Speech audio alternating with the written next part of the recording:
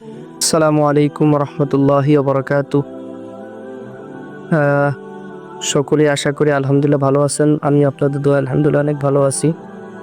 আমরা অবগত আছি যে ঢাকায় উত্তরা যে কিছুদিন আগে যেই মাইলস্টোন স্কুল অ্যান্ড কলেজে যেই বিমান বিধ্বস্ত হওয়ার ঘটনাটি ঘটেছে, এখানে অনেক শিশুরাই নিহত হয়েছেন এবং অনেক শিশু এখনও আহত অবস্থায় হাসপাতালে ভর্তি আছেন।